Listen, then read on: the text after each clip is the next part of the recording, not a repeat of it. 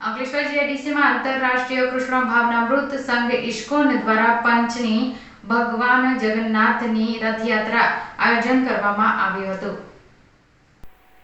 ભગવાન જગન્નાથ મંદિરથી આજરોજ અષાઢી બીજ નિમિત્તે અંકલેશ્વર જીઆઈડીસીમાં આંતરરાષ્ટ્રીય કૃષ્ણ ભાવનામૃત સંઘ ઇસ્કોન દ્વારા 5મી ભગવાન જગન્નાથજીની રથયાત્રા ભગવાન શ્રી જગન્નાથજીની ભવ્ય રથયાત્રા કાઢવામાં આવી હતી।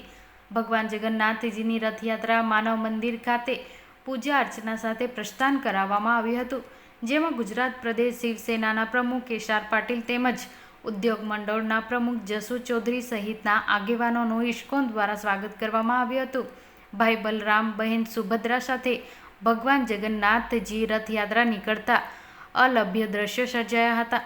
રથયાત્રા દરમિયાન મોટી સંખ્યામાં ભાવિક ભક્તો ઉમટ્યા હતા, જેઓએ જગતના નાથના દર્શન કરી ધન્યતા અનુભવી હતી। આ રથયાત્રા માનવ મંદિર ખાતેથી નીકળી જીઆઈડીસીના વિવિધ વિસ્તારમાં ફરી ગાર્ડન સિટી ખાતે આવેલા રાધા ગોપીનાથ મંદિર ખાતે પહોંચી હતી અને ત્યાં સમાપન કરવામાં આવ્યું હતું।